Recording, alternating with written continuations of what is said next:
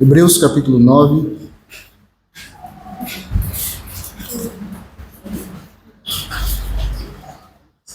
Vamos ler do versículo 1 ao 5.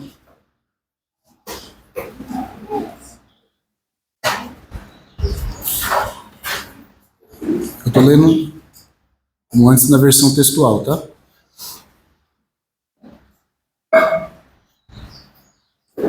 Algumas versões colocam o primeiro tabernáculo, né? Aqui a textual, ela seguindo um pouquinho mais o grego, o texto do aparato eclético, ela coloca o primeiro, mas está se referindo ao tabernáculo, tá? Então aqui diz assim: o primeiro, pois, também tinha por sua parte regras do serviço e o santuário terrenal. Porque o tabernáculo foi preparado assim. Na primeira estância, chamada Lugar Santo, estava o candelabro, a mesa e os pães da proposição.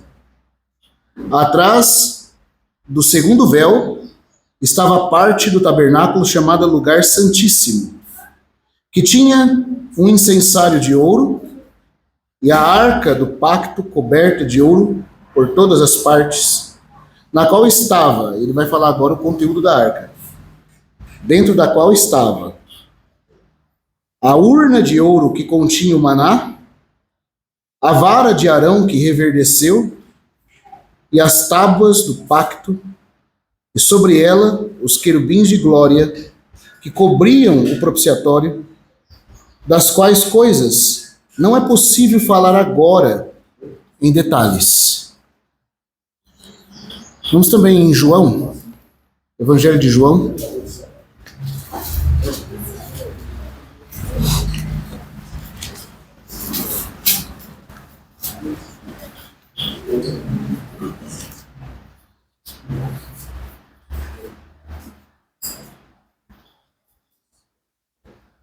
Capítulo 12.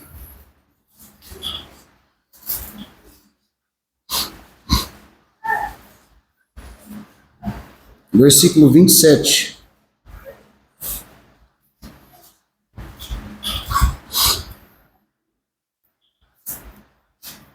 Agora está turbada minha alma.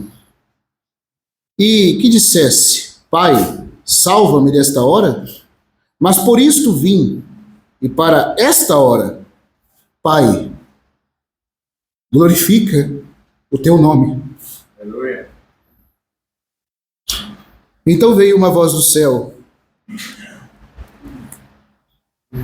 ó Senhor, ei-o glorificado, e outra vez o glorificarei. Ei-o glorificado, e outra vez o glorificarei. Amém.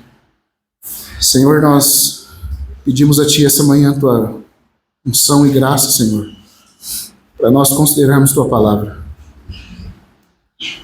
Senhor, que divino que é esse testemunho do Senhor. Por favor, capacita-nos, Senhor. Nós precisamos da ajuda do Teu Espírito. Nos ajuda a tocar em quem o Senhor é, Senhor. Toca o nosso coração.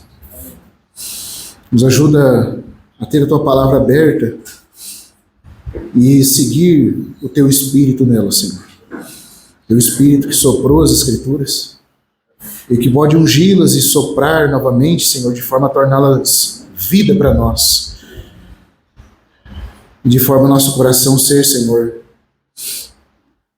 um coração manso que possa acolhê-la. Dá-nos mansidão diante da Sua palavra. Também, Senhor, afasta o inimigo e suas intenções, nos dando o céu aberto para podermos ter comunhão.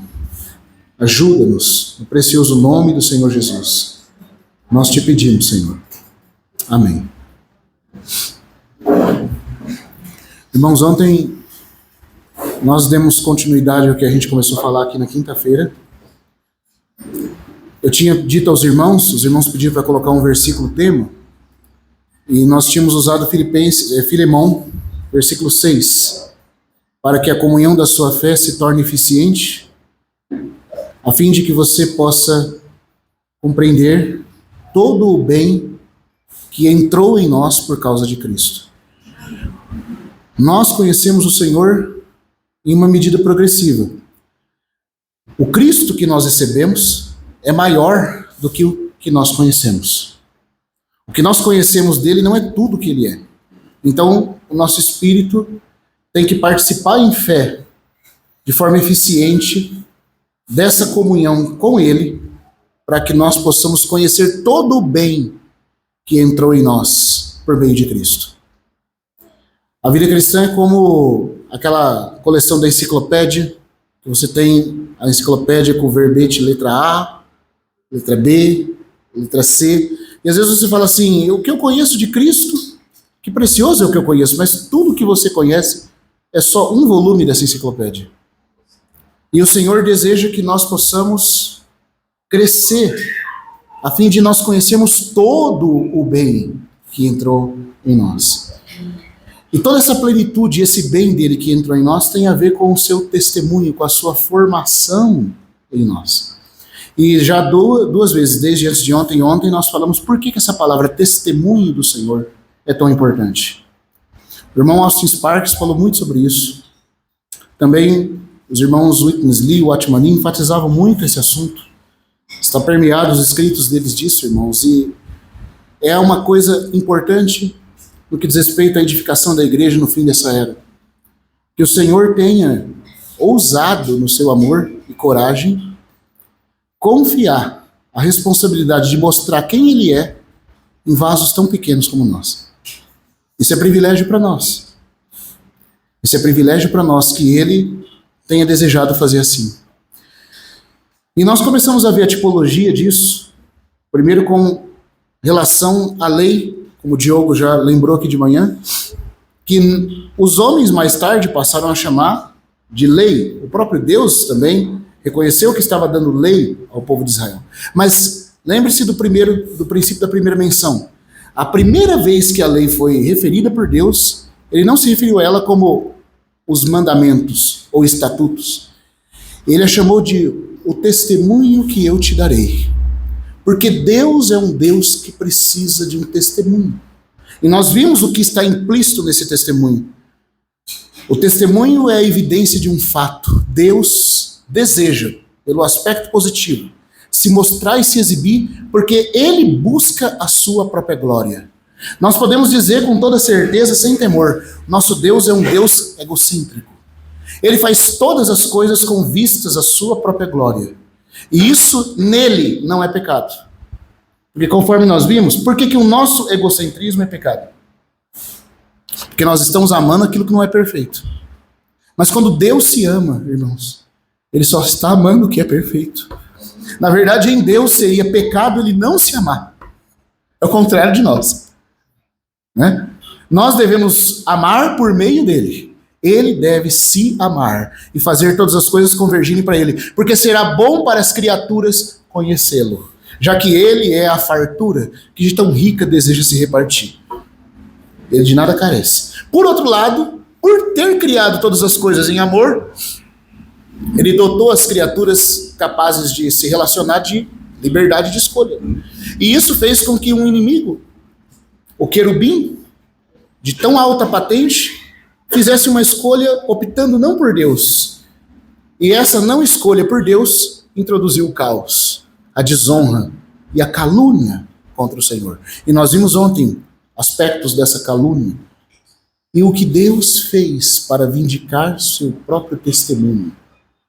Agora, por um lado, do aspecto positivo, ele vai se exibir em nós, em toda a plenitude do seu amor, para o nosso próprio bem. Por outro lado, já que o inimigo, não que era plano de Deus que o inimigo fizesse isso. Deus não tinha intenção que Satanás fizesse o que fez. Mas já que Satanás realizou o que realizou, agora o Senhor vai usar as trevas de Satanás para, por contraste, mostrar atributos dele que não seriam conhecidos. Os irmãos estão conseguindo tocar nisso? O Senhor vai usar as trevas de Satanás para evidenciar quão poderosa é a sua luz. Ele vai usar todo o caos e desordem introduzido por Satanás para mostrar como que ele pode vencer todas as coisas baseado no seu caráter. Aleluia, irmãos. O Senhor vai, por contraste, mostrar quem ele é no meio dessa escuridão. E receber glória maior ainda. Porque nosso Deus é assim, ele é tão bom. Como diz Agostinho de Hipona, o Deus infinitamente bom só pôde permitir o mal para do mal tirar um bem maior. Bendito seja o Senhor, irmãos. Agora, esse bem ele deseja formar em nós. Por isso que nós vimos ontem, nós vamos dar continuidade aqui agora. Eu pedi para ler Hebreus, porque ele vai estar muito centrado nesse texto de Hebreus. Esse testemunho de Deus, que a princípio era as tábuas dos mandamentos, colocadas na arca, figura da expressão de Deus vista no Senhor Jesus. O Senhor Jesus é aquele que é o testemunho vivo de Deus. Porque ninguém jamais viu a Deus, mas o Deus unigênito que está no seio do Pai é quem o revelou.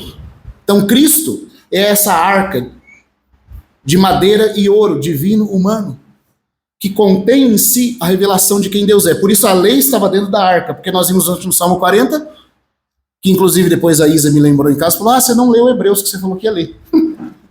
E nós vamos ler aqui. O Salmo 40, o Espírito de Cristo fala em Davi, dentro do meu coração está a tua lei. Ou seja, ele guardou em si o testemunho. O que nós fracassamos em demonstrar, ele demonstrou. Bendito seja o seu nome. E não só isso, irmãos. Ele se tornou então a revelação viva de Deus, e quando ele termina a obra, ele fala, eu consumei a obra que me deste a fazer. Manifestei o teu nome aos homens que me deste. Ele revelou quem é o Pai. Então ele é a verdadeira arca que contém em si o caráter vivo de Deus, tipificado pela lei, como testemunho de Deus. Mas veja, irmãos, a arca é uma figura de Cristo, não é? Os irmãos estão claros disso, né? A lei colocada na arca é a revelação de Deus feita por meio de Cristo. Mas depois que o tabernáculo é erigido, aonde que é colocada a arca contendo a lei? Dentro do tabernáculo. E por causa disso, vamos lá agora em Números capítulo 9. Nós vamos já chegar nesse texto de Hebreus. Vamos em Números 9.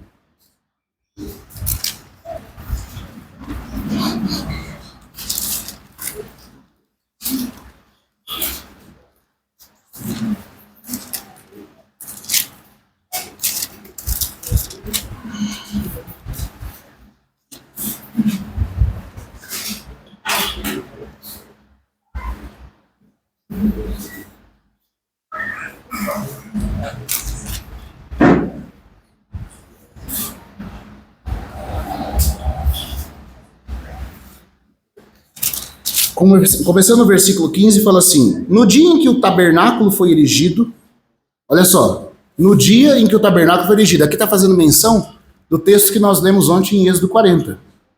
Então diz, no dia em que o tabernáculo foi erigido, a nuvem cobriu o tabernáculo por cima da tenda do... Do que, irmãos? Como que o tabernáculo passou a ser chamado quando a arca do testemunho foi posto dentro dele? Ele também passou a ser chamado de tenda do testemunho. O tabernáculo é a edificação geral contendo o átrio. A tenda é principalmente o santo lugar e o santo dos santos. Porque o tabernáculo incluía um átrio feito de colunas com cortinas de linho. Ali não havia nada de cobertura, por isso não era chamado de tenda. Embora, de forma geral, panorâmica, fosse chamado de o tabernáculo, a grande tenda, a grande barraca, porque havia colunas também. Mas de forma específica, a tenda, de fato, era o santo lugar e o santo dos santos. Porque no santo lugar e santo dos santos, se você olha de forma panorâmica, havia véus que cobriam, armando uma barraca. Então é dito que no dia em que o tabernáculo, a edificação geral, foi erigido, a nuvem cobriu o quê? A nuvem cobriu a tenda do testemunho. Por que essa expressão é usada agora para o tabernáculo, irmãos? Para o tabernáculo, de forma específica, o santo lugar e santo dos santos. A barraca. Porque a arca que continha em si o testemunho estava dentro dessa casa agora. Então a própria tenda também se tornou a tenda do testemunho. Irmãos, que figura linda. Sabe o que isso significa? Que aquele testemunho que estava na arca se expandiu na casa. Você sabe o que isso significa, né? Que aquele testemunho que Cristo deu de Deus, uma vez que Cristo foi posto na igreja, não é o que diz Colossenses? Cristo em vós é a esperança da glória. Aleluia, irmãos. Agora, essa realidade que estava na arca se expandiu também para o tabernáculo. O tabernáculo se tornou um testemunho de quem Deus é. Oh, irmãos, que coisa grandiosa. Deus não se contenta desse testemunho que foi exibido em Cristo ficar apenas no Senhor Jesus individual. Deus toma Cristo, que carrega em si o testemunho de Deus, e o coloca no meu e no seu interior, na igreja, para que aquilo que estava em Cristo seja expandido em nós. E aquela vitória que Cristo exibiu sobre o inimigo, e ao mesmo tempo, a glória de Deus, glorificando a Deus, seja visto e formado também em nós, na sua casa. Então, dá para os irmãos entenderem isso? Então, aqui tem parte da pergunta de ontem respondida. Por que Deus, já que uma vez que Cristo já glorificou a Deus, já demonstrou quem Deus é, já envergonhou a Satanás de forma pessoal, por que ele não acabou ainda com o mal? Porque Deus é um Deus de glória, irmãos. Aleluia. Aleluia. Para Deus não basta que Cristo, de forma individual, tenha vencido o diabo. Porque embora Cristo venceu Satanás e condenou o pecado na carne, a carne de Cristo não tinha pecado.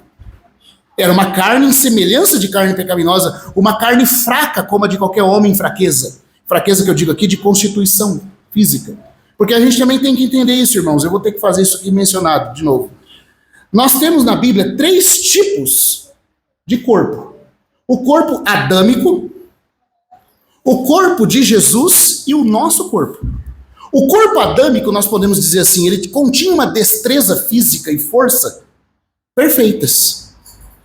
O corpo de Adão não era um corpo fraco, certo? Era um corpo sem pecado e sem fraqueza corporal. Portanto, veja só, de novo falando aqui para os irmãos, como eu já falei outra vez, acho que na outra comunhão que nós tivemos.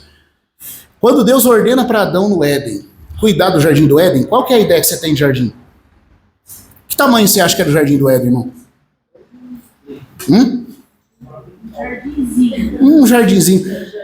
Talvez, não sei, né? A gente fez um jardim assim do tamanho disso aqui. Aí tinha a árvore da vida. Hã? Um condado lá da Terra-média. Hã? Um zoológico ali do safari. Né? Uma coisa assim que dá para um homem e uma mulher cuidar. Irmãos, se você pegar os rios que saíam do Éden, 2 deles ainda existem até hoje. 2 provavelmente se perderam por causa da modificação geológica depois do dilúvio. Mas o fato é que o jardim do Éden tinha pelo menos o tamanho do Brasil.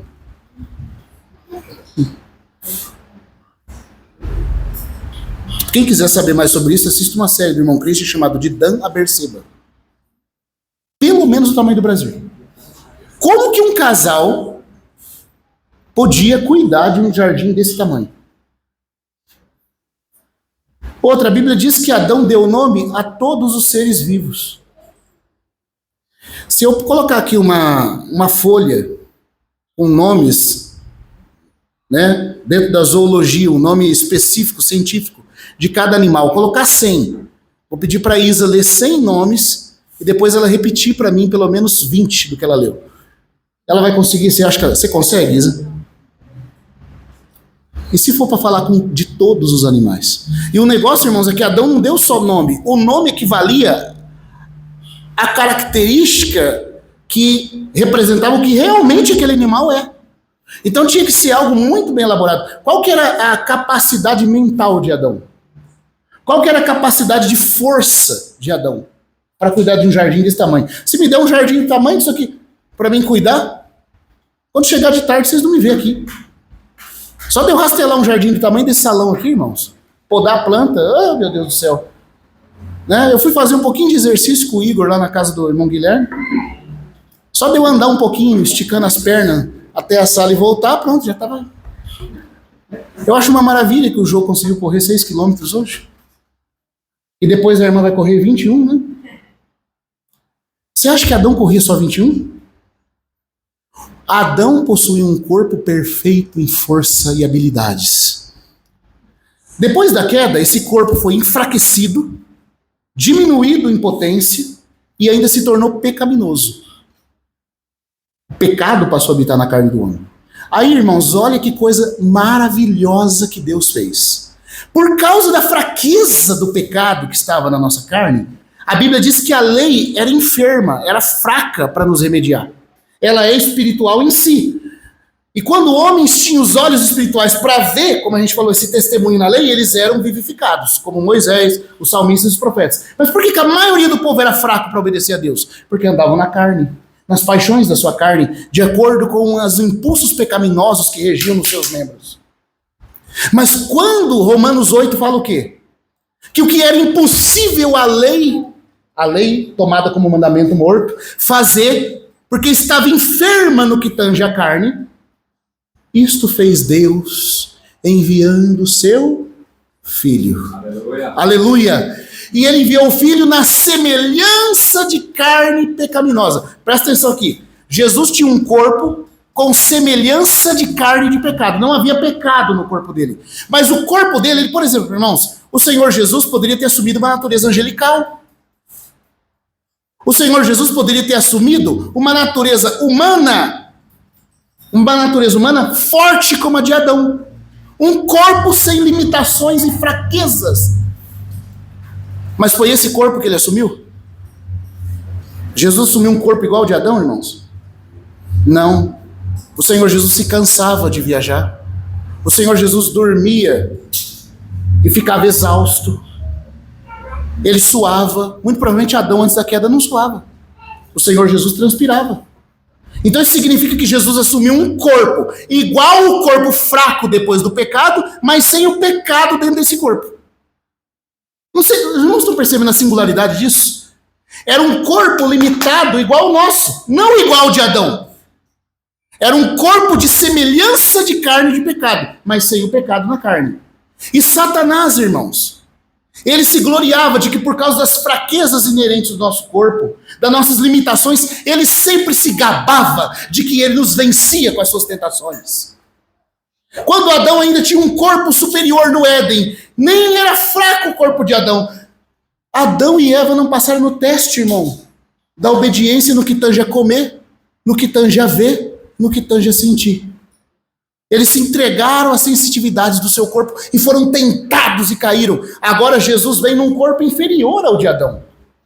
E no corpo inferior ao de Adão, que Satanás sempre se gabava de vencer os homens, Jesus, no corpo de semelhança de pecado, condenou o pecado.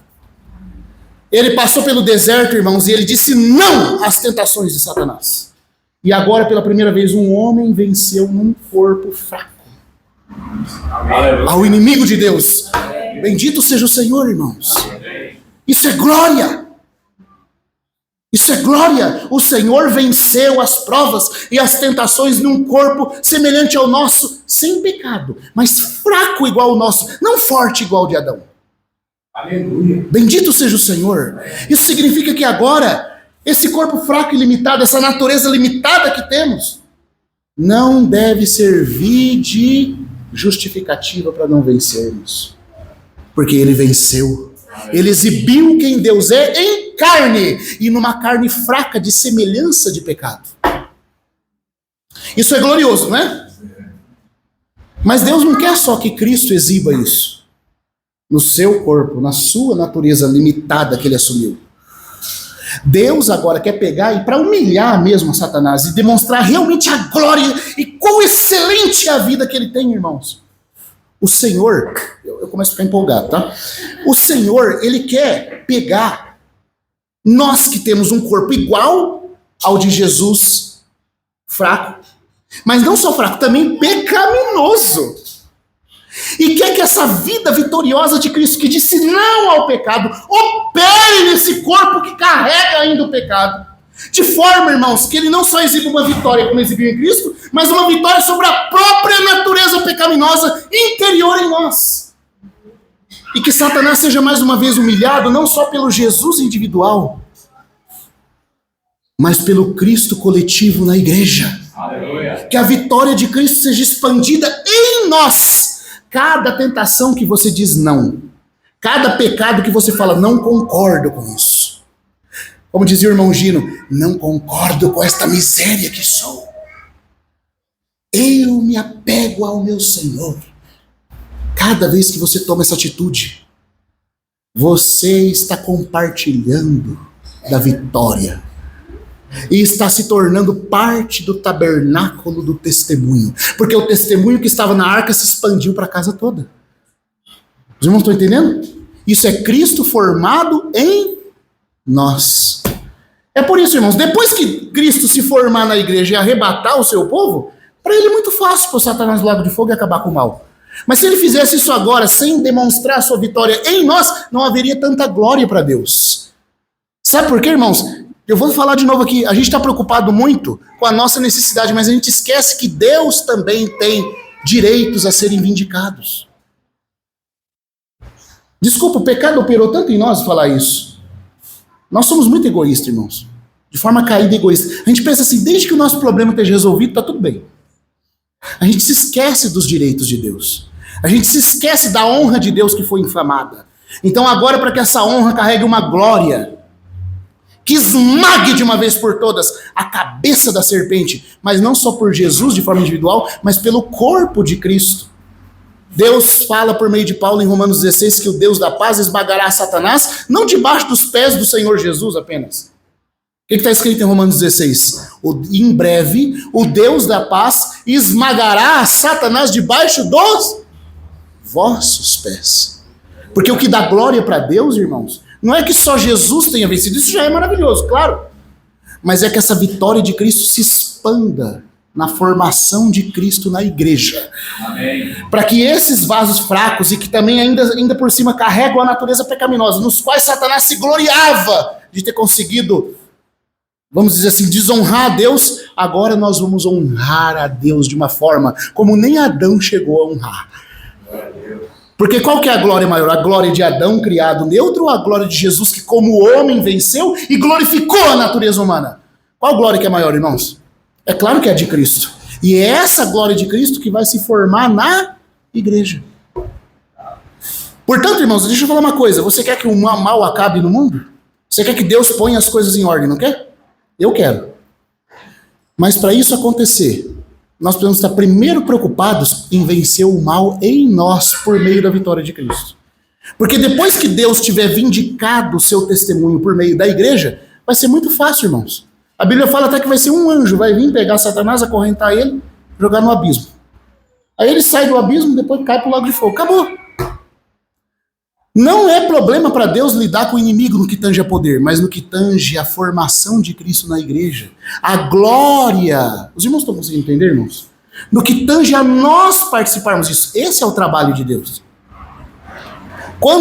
Por isso que a Bíblia fala que quando os filhos de Deus forem manifestados, glorificados, a própria criação vai ser liberta. Mas primeiro Deus tem que exibir essa vitória em nós. Primeiro ele tem que formar Cristo em nós, para depois colocar todo o universo em ordem. Porque só quando ele formar Cristo em homens fracos como nós somos, é que a sua glória será vindicada plenamente. Amém? Amém. É isso que ele está fazendo. Então por isso aquela tábua do testemunho foi colocada na arca do testemunho agora. A arca também é chamada de arca do testemunho. Mas quando a arca do testemunho entra no tabernáculo, a casa se torna também a tenda do testemunho.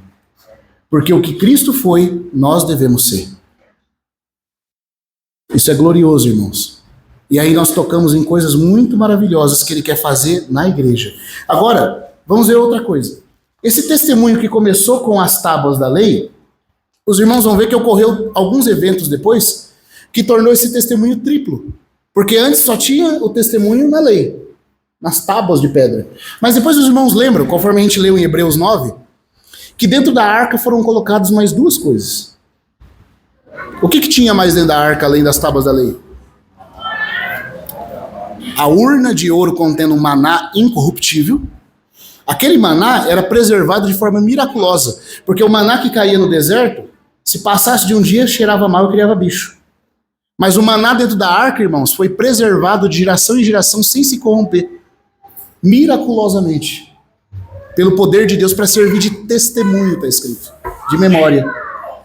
E depois também, o que mais foi adicionado? Os irmãos falaram aí? A vara de Arão que reverdeceu. Vamos ler isso, vamos lá em Êxodo capítulo 16. A gente já leu em Hebreus, mas o autor de Hebreus está tirando isso do registro do Antigo Testamento.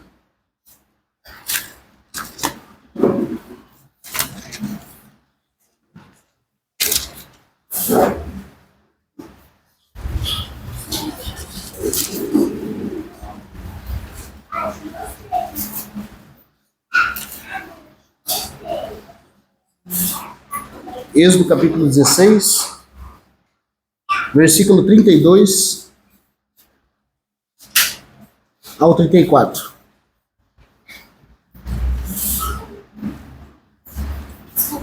Êxodo 16, versículo 32 ao 34.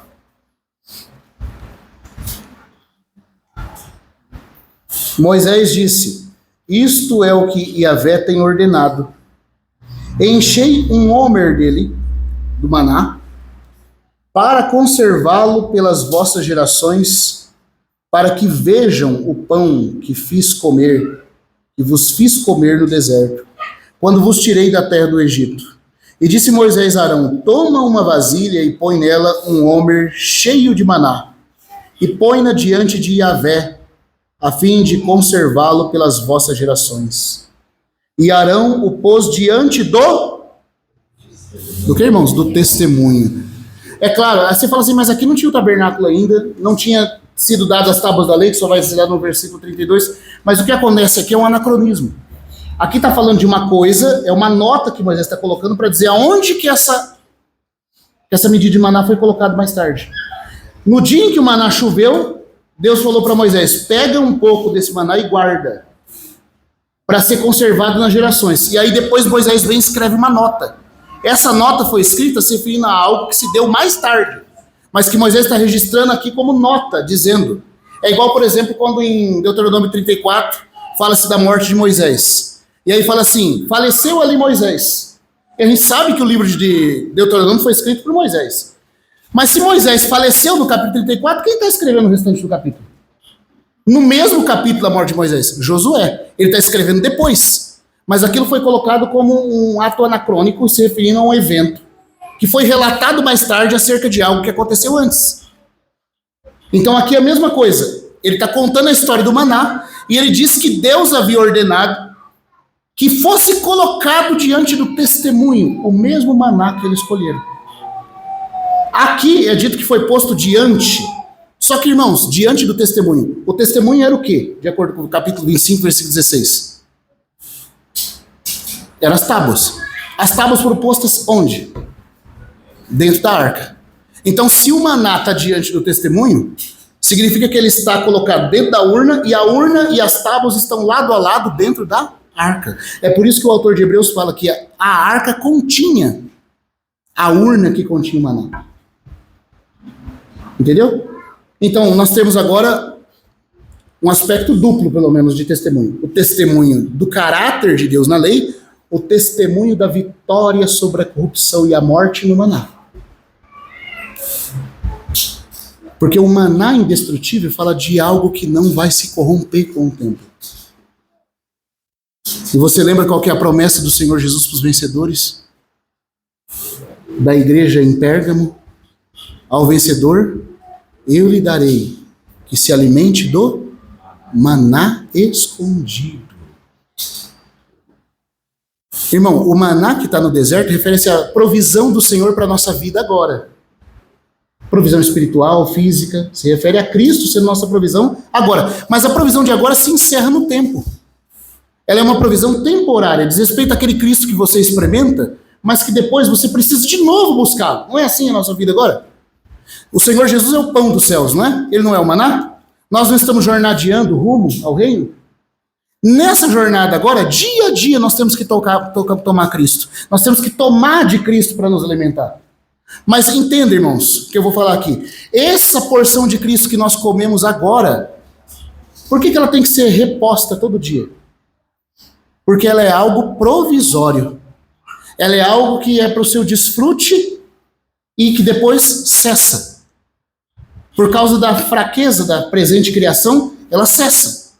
Essa provisão tem que ser depois refeita. Você tem que todo dia ler a Bíblia. Você tem que todo dia orar. E é um esforço, não é? Às vezes, para assistir TV, para poder fazer qualquer coisa, não tem tanto esforço. Mas para ler a Bíblia, para orar, você tem que fazer um esforço. Você tem que colher esse maná e comer.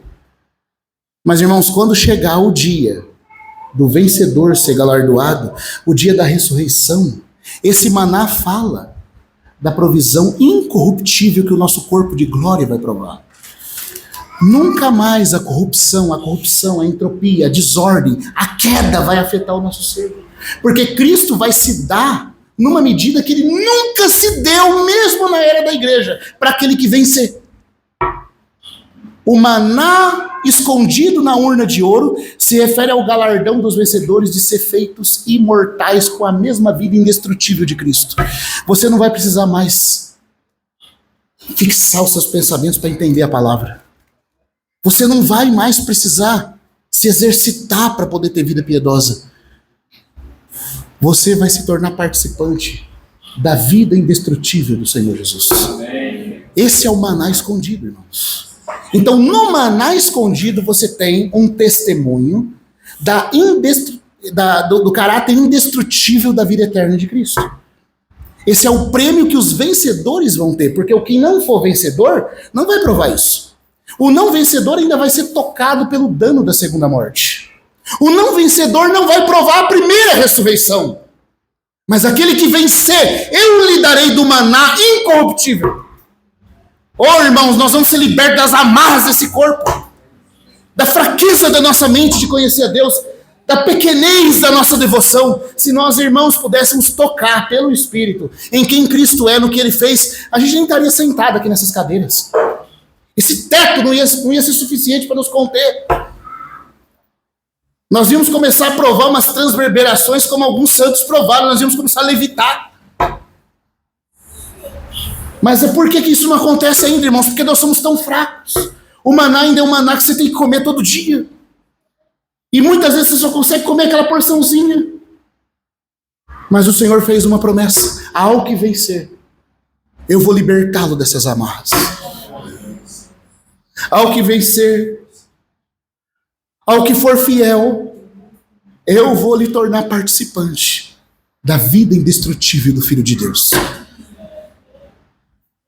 E num corpo glorificado, adaptado aos poderes do Espírito. Tudo que seu Espírito quiser fazer, seu corpo vai fazer. Aleluia, irmãos. Ó, que dia vai ser esse? Quando nossa devoção vai estar em plenitude. Quando tudo que você quiser fazer, tem hora, não é verdade, que você não quer. Sei lá, irmãos, eu não sei, só se eu for um ET aqui, né? E eu sou um ET, tá? Porque eu sou um extraterrestre, eu sou fora dessa terra. A vida está dentro de mim e vem fora dessa terra. Tá? Então nós somos os verdadeiros ETs, mas tem hora que você pensa, será que eu sou normal? Porque tem hora que você está cantando cântico. Ontem eu vi o Lucas aqui. E ele falava: Senhor, por favor, nos deixa te tocar, nos deixa te tocar, nos deixa te tocar. Por quê, irmãos? Porque são tantas amarras que nos prendem. Você tem que fazer força com a sua mente. A sua mente só é boa para ver TV, para assistir TikTok, para isso aí você não tem problema. Esse corpo adaptado ao pecado e aos poderes sensitivos do corpo, essa alma, quer dizer, não tem problema para isso. E esse corpo adaptado a esse tipo de alma. Mas por que para orar você tem que fazer esforço? Por que para servir o Senhor você tem que fazer esforço? Porque, irmãos, o corpo que nós temos agora é um corpo anímico. É um corpo que se adaptou aos poderes da alma. Ele está cheio das amarras da queda que opera na nossa alma. Mas quando vier, irmãos, aquele que é perfeito, quando ele vier, e como diz Filipenses, transfigurar o corpo da nossa humilhação, em semelhança do corpo da sua glória, nós vamos ser libertos de todas as amarras. E um corpo espiritual, um corpo adaptado aos poderes do Espírito. Tudo que está dentro do seu espírito em glória vai reluzir, transverberar para fora do seu corpo. E aí, irmãos, quando você estiver adorando o Senhor e começa a sentir que aquela leveza te inunda, você não vai só sentir que você está leve, você vai levitar mesmo. Aí você vai poder voar. Aí, quando você está numa comunhão com o Diogo aqui, você lembra, puxa, quão bom seria se o Gustavo lá em São Paulo estivesse aqui, você vai poder aparecer lá. Porque é assim, é um corpo adaptado aos poderes do Espírito. Isso é corpo espiritual. Soma pneumático. Não é que você não vai ter corpo, mas é um corpo que não se move mais nas amarras da alma. Mas para você receber esse corpo, o Senhor diz, ao que vencer, eu lhe darei do maná escondido. O que é o maná escondido, irmão? É a incorruptibilidade do Senhor Jesus. É o Cristo que não pode ser derrotado pelo tempo, espaço e pela morte. Isso é o galardão dos vencedores. Quem não vencer não vai provar isso. Vai provar só 1000 anos depois. Quem não vencer ainda vai ser tocado pelo dano da segunda morte. Mas ao que vencer, ele vai provar uma nova Jerusalém antecipada. Ele vai provar o corpo de glória antecipado. Então o maná escondido diz respeito à vida indestrutível do Filho de Deus. A Bíblia diz que o Senhor Jesus, depois que foi glorificado, ele está lá agora nos céus, como sumo sacerdote, e ele ministra segundo o poder da vida indissolúvel. Irmãos, ele foi o primeiro homem que saiu da morte para nunca mais voltar, e que tem em si a incorruptibilidade. Para poder falar um pouquinho mais sobre isso, porque isso tem a ver com o testemunho. O testemunho não estará completo enquanto Deus não exibir também isso. Por um lado, ele quer exibir o caráter, revelado nas tábuas da lei. Por outro lado, ele quer exibir a mesma vitória sobre a corrupção.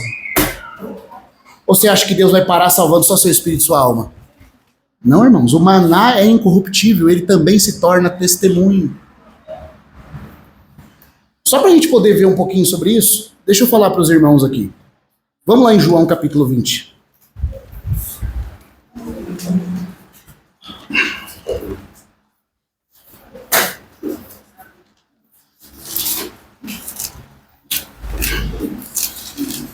Você fala, irmão, você está falando essas coisas de voar, de aparecer e desaparecer com o corpo, mas isso aí é isso mesmo? Irmão, o nosso corpo vai ser do tálamo do corpo do Salvador. Tudo que aconteceu com Jesus vai acontecer conosco. Ele transfigurará o nosso corpo para ser igual ao corpo da sua glória. Esse é o prêmio dos vencedores. Esse é o prêmio dos que foram fiéis em comer maná todo dia aqui. Se você come maná todo dia aqui, na presente condição de fraqueza que nós nos encontramos, você se alimenta, você vence. E quando você vence, ele fala, não, tá bom, você comeu do maná para a provisão da jornada no deserto, mas agora tem um maná que está dentro do Santo dos Santos. Tem um maná que está depositado, escondido dentro de uma urna, que poucos vão comer, e eu vou te dar dele agora. Né? Então, se você é fiel aqui, você vai vencer. E quando você vencer, você vai ser feito participante de um outro nível de vida. Essa vida é exibida na ressurreição do Senhor Jesus. No capítulo 20, versículo... Vamos ler o 3.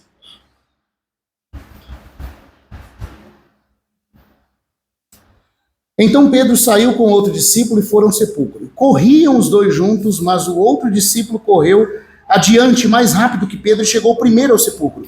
E agachando-se viu os lençóis de linho postos ali. Todavia não entrou. O outro discípulo, João, provavelmente mais jovem do que Pedro, correu e passou na frente. Porque Maria chegou dizendo, ó, levaram o Senhor. E eles saíram correndo.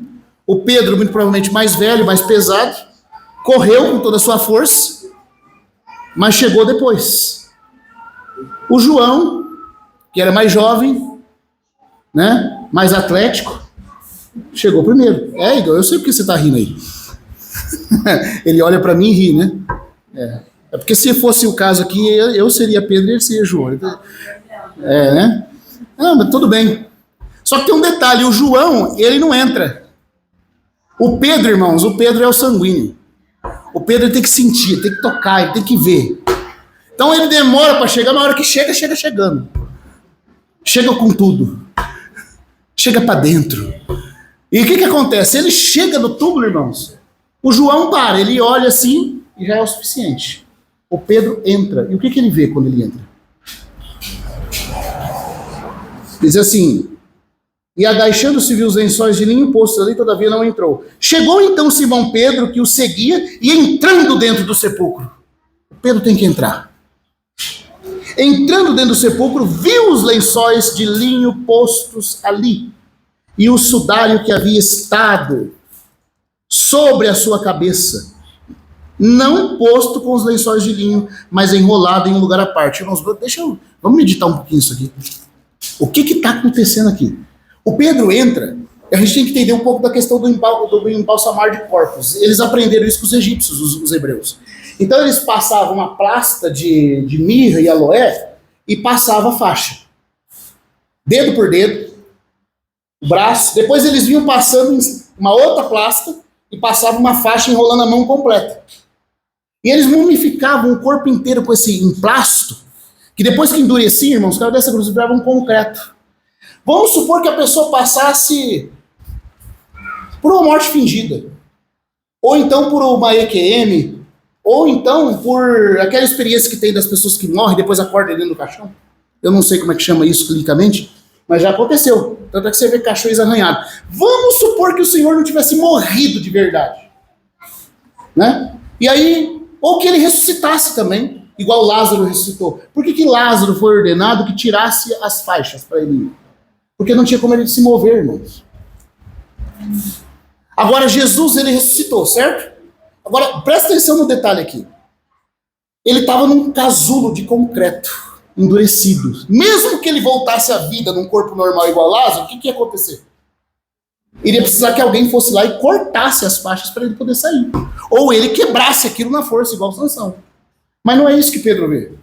Pedro entra, ele vê a mortalha toda como se fosse um casulo de mariposa, de cigarro com troco de pedra, fica só aquele pouco, né? Pedro vê exatamente isso, ele vê aquela forma endurecida da mortalha do Senhor, mas o corpo não está lá dentro. Uau! Que tipo de ressurreição é essa? É diferente da de Lázaro. O Senhor ressuscitou num corpo, porque o corpo não estava lá. Então foi o corpo dele que saiu. Mas era um corpo que atravessava as coisas. É corpo, mas atravessa as coisas. Mas você pode falar, então é um corpo igual ao do Gasparzinho. Porque ele consegue atravessar as coisas. Mas tem um problema. O corpo do Gasparzinho pode atravessar, mas não pode pegar as coisas. É um corpo que atravessa as coisas, mas não consegue prender coisas assim. Interagir com o mundo físico. As aparições fantasmagóricas, se Jesus tivesse ressuscitado, igual o Espiritismo fala, se ele tivesse ressuscitado num corpo fantasmagórico, ele até conseguiria ter atravessado a mortalha por ter se tornado espírito. O corpo dele virou um corpo espírito, gaspariano. Nem sei se existe isso. Né? E como fantasminha camarada, ele atravessa as coisas. Mas, irmão, o mais surpreendente é que o lenço que estava sobre a cabeça tinha sido tirado. Então a mão de Jesus pegou aquele lenço, dobrou o lenço e pôs à parte. E atravessou a mortalha. Então ele é um corpo que, por um lado, atravessa coisas físicas, mas pode interagir com elas, se quiser. Irmãos, essa é a natureza do corpo de ressurreição. É corpo, mas é um corpo espiritual. É um corpo liberto das amarras do tempo e espaço. É um corpo capaz de aparecer e desaparecer. É um corpo capaz de comer se quiser, mas se não quiser não precisa comer. É um corpo que pode voar, como ele ascendeu, mas pode caminhar sobre a terra se quiser. É corpo espiritual. E esse corpo é o maná incorruptível guardado dentro da arca. Porque é maná, mas não se corrompe. É corpo, mas não morre. É corpo, mas não envelhece mais. Esse é o testemunho de Cristo. Sabe que testemunho é esse? Paulo vai chamar isso em 2 Timóteo de aquele que não só destruiu a morte, mas trouxe a luz, com acraseado. Trouxe a luz é como dar a luz. Quer dizer, essa vida já existia, mas nunca tinha sido manifestada em um homem. Lázaro voltou à vida, mas num corpo caído e depois morreu. O filho da viúva de Naim voltou à vida e morreu. A filha de Jairo voltou à vida e morreu. O jovem que Eliseu ressuscitou voltou à vida e morreu. Inclusive, Eliseu ressuscitou o homem depois de morto. E continuou morto. E o homem que ele ressuscitou morreu também. Nunca um homem num corpo humano havia saído da morte para nunca mais voltar. Aleluia. E se preservando num corpo indestrutível, irmãos. Jesus, na sua humanidade, inaugurou a imortalidade para a nossa raça. Ele é o primeiro homem que entrou na glória indestrutível. E testemunhou o que Deus vai fazer com todos os homens que o seguem. Ele entrou, nós também entraremos. Nós teremos um corpo de glória. Só que o vencedor vai provar isso antecipado. Glória a Deus. Aleluia. Nós queremos vencer. Nós temos que comer do maná diário para podermos comer do maná escondido. Que não vai ser dado a todos assim de uma vez. Ah, mas lá fala que é num momento todos seremos transfigurados. Sim. Todos que, de acordo com o versículo que precede, trazerem a imagem do celestial. Se você não trouxer a imagem do celestial... Então é por isso que nós estamos aqui, irmãos. É por isso que todas as coisas estão ocorrendo, cooperando para o nosso bem. Não é à toa que você casou com a esposa que você casou. Que você reúne na assembleia que você reúne. Que você tem a mãe que você tem. O marido que você tem. Não é à toa. Não é à toa que você trabalha onde trabalha. Que seus filhos te dão problema. Não é à toa. Não é à toa que a Jaque tem o Gabi como esposo. Não é à toa que o Gabi tem a Jaque como esposa. Porque todas as coisas existem por amor a nós, está escrito. Deus está utilizando tudo isso para forjar o testemunho de Cristo em nós. Testemunho do caráter, representado nas tábuas de lei, mas testemunho também da vida de ressurreição, que nós já provamos no Espírito. E que vai ser a imortalidade do nosso corpo, irmãos. Naquele grande dia. Ao vencedor eu lhe darei que coma desse maná escondido. E receba um nome novo. Então, esse é o maná. Ele foi colocado também dentro da arca, preservado de forma sobrenatural. Tem um outro item que foi colocado dentro da arca. A vara de Arão que floresceu. Vamos ler em Números 17 agora?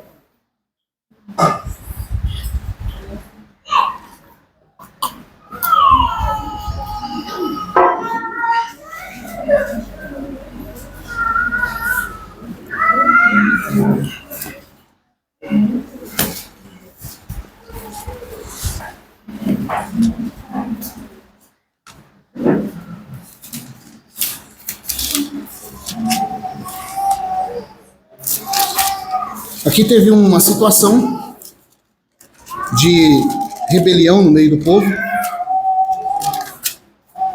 E Deus, para calar os rebeldes, talvez teria que ter um tempo só para a gente considerar esse sinal para os rebeldes, mas não é tanto o foco aqui. O foco é no sinal da vara que volta à vida. No capítulo 17, então, Deus fala para Moisés e Arão, né? Então Yahvé falou a Moisés dizendo: fala aos filhos de Israel e toma deles uma vara por cada casa paterna, 12 varas de todos os seus chefes conforme as suas casas paternas, e escreverás o nome de cada um em sua vara. Então cada príncipe de cada tribo tomaria o seu cajado com o nome escrito e seria posto por Moisés diante do testemunho. Lembre-se que o testemunho agora é uma expressão tanto para as tábuas da lei, como também do maná, da urna, dentro da arca, que se tornou em si mesmo o testemunho. Por isso foi chamado de arca do testemunho. Então essa vara era colocada, depositada durante a noite, diante da arca. 12 varas dos 12 príncipes. O príncipe da tribo de Levi era Arão. E aí estava tendo aquela dúvida, quem que Deus escolheu? Porque o povo estava acusando Moisés e Arão de se colocarem acima do povo. Toda a congregação é santa, o que vocês estão fazendo? Deus falou, eu vou fazer calar, então, toda dúvida. Toma as varas e coloca diante do testemunho. Aí fala assim, ó, e na vara de Levi escreverás o nome de Arão, pois cada cabeça de sua casa paterna terão uma vara. Então Arão era o cabeça da casa de Levi. Em seguida as porás na tenda da reunião, diante do testemunho, onde eu me darei a conhecer a ti. Então Deus descia sobre o propiciatório no meio dos querubins. Ali ele chamou de o testemunho, onde ele se dava a conhecer. As varas eram ser colocadas ali. E sucederá que a vara do varão que eu escolher florescerá. E assim farei cessar de sobre mim as murmurações com que os filhos de Israel murmuram contra vós. E Moisés falou aos filhos de Israel, e todos os seus chefes lhe deram varas, cada chefe uma vara por casa paterna, no total 12 varas, e a vara de Arão estava entre as varas deles. E Moisés depositou as varas na presença de Yahvé, na tenda do testemunho. De novo a expressão é usada para o tabernáculo, de novo, agora chamada de tenda do testemunho. No dia seguinte aconteceu que Moisés foi à tenda do testemunho, e eis que a vara de Arão da casa de Levi havia reverdecido e lançado flores, e havia brotado renovos ou brotos, produzindo amêndoas. Então Moisés sacou da presença de Yahvé todas as varas ante todos os filhos de Israel, e eles o viram e tomaram cada um a sua vara. E Yahvé disse a Moisés: volta a depositar a vara de Arão diante do testemunho, para que se guarde por sinal aos filhos rebeldes. Então você vê que a vara foi colocada ali diante do testemunho como um sinal, como um testemunho também para os filhos rebeldes nas gerações. Irmãos, que coisa impressionante isso aqui. Porque vara seca todo mundo tem. Agora aquela vara que provavelmente Arão usou durante todo aquele tempo na jornada do deserto, o único que pode dar vida é o Senhor. Quando aquela vara volta a florescer, irmão, sai aqueles brotos e começa a produzir as flores de amêndoa, aquelas flores brancas, que de acordo com os especialistas, né, eu vi um irmão falando que as flores de amêndoa são brancas e exalam um perfume doce. Isso só Deus pode fazer. Então, veja só, na vara de Arão você tem um sinal, porque aqui é usada a palavra sinal. Sinal significa uma percepção. Significa algo que é mostrado, exibido para os filhos rebeldes, para fazer cessar a rebelião. A autoridade, ela provém da vida. E a verdadeira autoridade é doce. Tem um aroma. Ela não é imposta. E isso você percebe pela percepção espiritual, por causa do sinal que está aparecendo. Então, veja, nas tábuas, você tem a exibição do caráter de Deus. No maná escondido, da incorrupção e imortalidade do Senhor. Mas na vara, você tem o reflorescer da nova criação. Você tem a exibição da ressurreição. A ressurreição está nas varas. E a vida imortal está no maná incorruptível. E o caráter de Deus está nas tábuas. Essas três coisas agora vão ser colocadas dentro da arca para testemunho. Então o testemunho de Deus é triplo. Por um lado, ele é um Deus imortal. Por outro lado, essa vida imortal se evidencia porque ela vence a morte, representada na vara. Ah, Deus tem corrupção? Mas e se você submeter essa vida imortal à morte? Tá dando para os irmãos entender? Tem um adendo aqui na questão da vara com relação ao maná escondido. O maná escondido não se corrompe. É certo? Ele também fala de vida. Mas e se a vida for submetida à morte, representada na vara seca? Ela voltará à vida. Essa é a vida de ressurreição, irmãos. É a vida imortal que é capaz de entrar na morte e sair da morte. Deus não é vida só antes de entrar na morte. Deus é vida que vence a morte. Então, em Cristo, você tem um testemunho triplo. O caráter santo de Deus, Cristo que é a arca. O caráter santo de Deus, a vida indestrutível de Deus, sua vida plena e perfeita, e a vida plena e perfeita que passa pela morte, sai da morte. Esse é o triunfo, esse é o testemunho de quem Deus é. É um testemunho triplo. Agora, para concluir, porque já está acabando meu tempo aqui, eu só queria falar para os irmãos mais uma coisa. mais uns 10, 15 minutinhos só. Os irmãos já repararam que essa arca era colocada dentro de onde no tabernáculo? No Santo dos Santos. Então isso se refere ao testemunho de Cristo. O Santo dos Santos é uma figura do quê? O templo tem átrio, santo lugar e Santo dos Santos. O homem, ele tem o quê? Corpo, alma e espírito. Então Cristo na igreja está colocado no espírito dos santos. O testemunho triplo de Deus em Cristo é um testemunho no seu espírito. Agora olha que interessante, irmão. São 3 coisas que estão dentro da arca. Quantas são as partes do seu espírito? 3. Quais são elas? Opa! Tem uma discrepância aí. Não. Intuição, comunhão e consciência. As 3 partes da sua alma são as 3 partes, são as 3 mobílias do santo lugar: candelabro, mesa dos pães e altar de incenso. Agora, dentro da arca tinha 3 coisas, porque seu espírito tem 3 funções.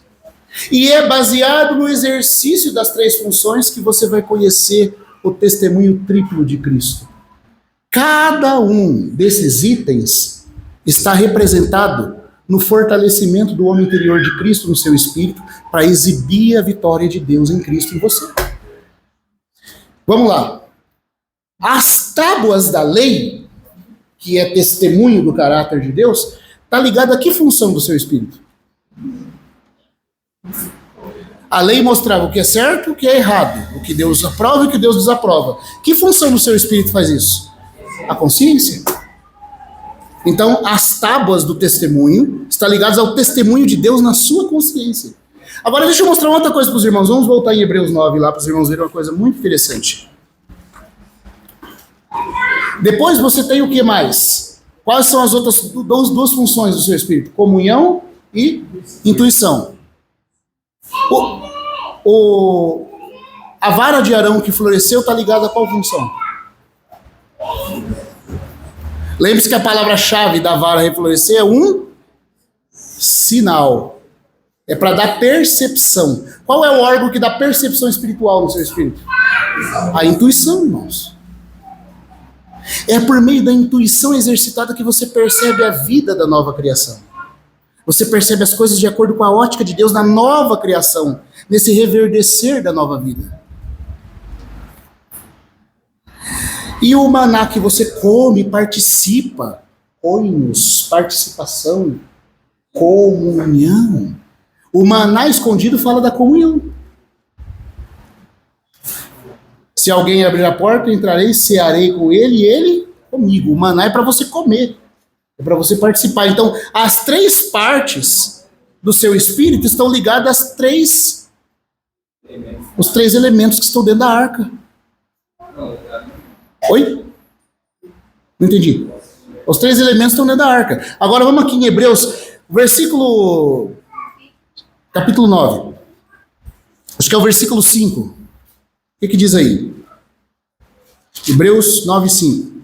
Sobre ela, os querubins da glória que cobriam o propiciatório, das quais coisas não é possível falar agora em detalhe. Isso aí tem o propiciatório cobrindo. Então, é na verdade o 4. O 4 fala assim, ó. Peraí, estou em Romanos, perdão, irmãos. Essa Bíblia aqui é meio difícil, a localização dos livros nela. É o capítulo 9, versículo 4. Diz que a arca tinha um incensário, não, o santo lugar, não, o santo dos santos, tinha um incensário de ouro, e a arca do pacto, coberta de ouro de todas as partes, na qual estava, ó, a ordem que ele põe, uma urna de ouro, ele começa pela urna. Uma urna de ouro que continha o maná, a vara de Arão que reverdeceu e as tábuas do pacto. Essa ordem aqui é a ordem ideal, é a ordem de Deus para nós. Certo? Mas a ordem que nós fazemos é o contrário. Por causa da nossa condição, nós começamos pelo inverso. O último mencionado é as tábuas. O último mencionado é as tábuas. O segundo mencionado é a vara. E o primeiro mencionado era a urna de ouro com o maná escondido. Agora, o caminho que nós fazemos é o contrário. Sabe por quê, irmãos? por causa do pecado, é igual as ofertas de Levítico. Quem leu o Macintosh aqui sabe. Você começa com o holocausto e termina com a oferta de transgressão. Mas no que tange a nossa experiência com Deus, a gente começa com a transgressão até chegar a ser um holocausto. Aqui é a mesma coisa. Por causa do nosso ser, primeiro a consciência tem que estar bem. Primeiro você começa ouvindo a luz de Deus na sua consciência. Por isso, irmãos, agora deixa eu falar aqui para concluir de modo prático essa questão toda. Nós queremos ser o testemunho do Senhor, não queremos? Nós queremos crescer espiritualmente. Nós queremos que aquele testemunho que Cristo exibiu de Deus se forme em nós a partir do nosso espírito. Mas para isso, irmãos, nós temos que cuidar do nosso espírito. Você fala assim, eu não sei por que eu leio a Bíblia e não guardo nada. Eu já vi muitas irmãs reclamando isso. Vou tocar, por exemplo, nesse ponto aqui. Eu não sei por que eu oro e parece que a coisa não vai. Eu não sei por que eu busco o Senhor, mas parece que ele está em... Eu não consigo senti-lo, tocá-lo direito. Irmão, geralmente é algum problema na sua emoção. E geralmente esses problemas emocionais, ou de uma mente confusa e desajustada, são problemas primeiro na consciência. A consciência é a janela pela qual se passa a luz de Deus. Se a consciência não estiver funcionando bem, a sua comunhão com Deus tem problema. E você não consegue armazenar a vida espiritual. Paulo fala que alguns, tendo rejeitado a boa consciência, vieram a naufragar na fé. Uma consciência com furos vaza a vida espiritual. Você não tem como ter fé firme e poderosa e tranquila diante de Deus com um problema na sua consciência. Então, primeiro você tem que cuidar da consciência, as tábuas. O testemunho de Deus na consciência é fundamental. Tudo que a sua consciência reprovar, não faça. Irmãos, na nossa vida, infelizmente, a gente burla demais a nossa consciência. Tem coisas que o Senhor fala para você, você está errado nisso. Não fale tal coisa. Peça perdão por isso. E você vai postergando. Sabe o que vai acontecer? Sua consciência, de acordo com Timóteo, vai ser primeiramente maculada. Ela não vai funcionar bem. Não que eu estou falando que todos os irmãos têm que ser expressivos, não é isso. Mas assim, geralmente, muitas vezes, por exemplo, irmãos, o fato da gente não conseguir orar, não conseguimos ter intrepidez espiritual para buscar a palavra, são problemas na consciência. É mágoa de uma pessoa que você não perdoou, ou para quem você não pediu perdão. São coisas que você sabe na sua vida que o Senhor reprova. Não tem como, irmãos. Como é que Cristo vai formar o caráter dele, representado nas tábuas da lei, em você, se a consciência que está ligada a isso, de dizer o que Deus aprova e o que Deus desaprova na sua conduta, não está sendo honrado? O irmão Witness Lee, no estudo Vida de Colossenses, ele fala que Paulo diz em Colossenses 4, Colossenses 2, que ele lutava pela alma dos colossenses laodicenses para que eles tivessem o coração confortado em amor. Olha que interessante, irmãos. Isso é um trabalho de psicologia. É um trabalho que eu poderia dizer até de terapia psicológica. Mas não é que Deus está preocupado com terapia, é que Deus está preocupado com o seu psique. Porque se a emoção estiver desajustada, você não vai conseguir ter uma mente sóbria. Vários irmãos que padecem de perda de memória, de falta de concentração, é porque têm ansiedades e problemas emocionais não resolvidos. Então, a emoção precisa estar ajustada. Ele fala, eu luto para que o coração, que contém emoção, seja ajustado em amor, porque se você se sente amado, você se sente seguro. Aí você tem paz, aí tem serenidade. Muitas vezes você lê a Bíblia e não guarda versículos porque você tem problemas emocionais. Desculpa ter que tocar nessas coisas aqui, mas eu tenho que falar. Vai diante do Senhor e procura ver as suas emoções como elas andam. Falta de segurança interior provindo de uma emoção desequilibrada. A emoção desequilibrada gera ansiedade na mente. A mente fica confusa e não sóbria. Pode ler Colossenses 2, versículo 1, você vai ler Paulo colocar essa ordem. O coração seja ajustado em amor para que eles tenham toda a riqueza do entendimento. O entendimento só vai funcionar correto, inclusive memória, pensamento, tudo, se a emoção estiver regulada. Com a emoção regulada, a mente fica sóbria. Aí o que vai acontecer? Vai ter toda a riqueza do entendimento, da forte convicção. Isso fala de vontade. Vontade firme. Você vai deixar de ser, desculpa falar aqui, o crente banana. O crente mole. O crente mais ou menos. Como a gente falou ontem, o crente pouca fé. Forte convicção para compreenderem plenamente o mistério de Deus, Cristo, em quem todos os tesouros da sabedoria e do conhecimento estão ocultos. Mas, irmão, por que a emoção está tendo problema? Geralmente é problema na consciência. A consciência é a janela pela qual entra a luz de Deus. E pelo qual passa o que Provérbios 4, 23 chama de caminho da vida. As saídas da vida. A saída da vida que está no seu espírito passa pela consciência e afeta a sua emoção. Se a emoção tiver com problema, porque já a consciência está com problema, o espírito fica impuro. E não dá tempo de falar tudo aqui, mas é o que Paulo chama em 2 Coríntios 7 de as impurezas do espírito, da qual temos que nos purificar. Não só da carne, mas do espírito. Não que o espírito em si tem problema, mas se no canal da saída da vida, do espírito, que é a consciência, a luz passa por ali, tem problema ali, ele mancha a vida espiritual. E essa vida espiritual toca de forma desajustada a sua emoção fica desequilibrada, gera ansiedade nos seus pensamentos e uma vontade fraca para as coisas espirituais. E você, aos poucos, vai naufragando na fé. Então, a formação do testemunho de Cristo no nosso espírito começa, irmãos, pelo caminho inverso aqui, começa pelas tábuas. Sua consciência te reprova em alguma coisa? Você tem assuntos a resolver? Resolva. Se não dá para resolver tudo, trate, irmão. Você tem dívida com alguém que você não acertou? Irmão, pessoa, e você que deve alguma coisa, eu não estou conseguindo, mas eu vou acertar isso aqui. É necessário a gente andar em paz com todos, de acordo com a consciência, para que a luz tenha um caminho saudável a nos iluminar. Para que as saídas da vida sejam efetivas. E aí a emoção vai ser equilibrada, o pensamento vai ser sereno e equilibrado, e a vontade vai ser poderosa. Senão você ora, busca. Eu não sei o que está acontecendo, irmão. Eu oro, busco, eu leio, não guardo nada que eu leio. Eu busco, não acontece nada. Pode olhar a sua consciência em primeiro lugar. O irmão Otmani pregava o evangelho, não ganhava ninguém.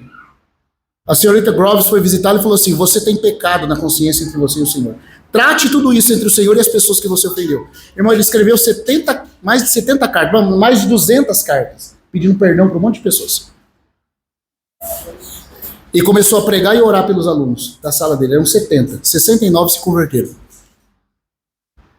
Se tornaram obreiros com ele. Falta de poder, de sensitividade no Senhor, começa com um problema na consciência. A consciência desajustada produz uma impureza na sua emoção. Porque o irmão Otmani também fala no Ministério da Palavra. A primeira parte, quando o homem exterior é quebrado, que é tocado pela saída do espírito, é a emoção. Por isso, se a emoção de alguém estiver desajustada, ela macula o espírito. Só que a emoção está desajustada porque a consciência tem problema. Então, irmão, eu vou parar aqui, não vamos continuar agora, depois a gente vai entrar nessas coisas com mais detalhe. Mas seria ideal, irmãos, que essa palavra produzisse um efeito em nós. Amém. Que a gente pudesse falar: Senhor, tem coisa na minha vida que eu agora, talvez à luz disso, eu entendo por que eu leio e não guardo o versículo. Por que eu não tenho fé para testemunhar? Por que a minha alegria com o Senhor dura tão pouco? Tem que tratar, irmãos. Começa com as tábuas, a luz vai entrando de forma perfeita. Aí o que vai acontecer? Baseado nessa luz, a vara floresce. Você começa a ter percepção da nova vida pela intuição. E você continua nessa comunhão com o Senhor, na intuição, intuindo aquilo que a consciência consegue dar testemunho. Se você persevera nisso, essa vida nova que está se manifestando na intuição se torna substancial e concreta na sua comunhão. E aí você toca o Senhor em realidade no maná escondido. Aleluia. Essas partes do Espírito estão ligadas às 3 coisas que estão dentro da arca. E elas têm que ser tratadas nessa ordem, para que o testemunho do Senhor no nosso espírito seja forte. Para que o homem interior seja fortalecido. Vou parar por aqui, Que o Senhor abençoe cada um de nós, irmãos. Que Ele nos ajude para que nós não vivamos uma vida cristã que não testemunha dele, porque só isso é o sentido da nossa vida cristã. O Senhor tem misericórdia de nós. À noite, se o Senhor permitir, a gente retoma esse assunto e continua um pouco mais, tá bom? Amém. Se algum irmão quiser orar...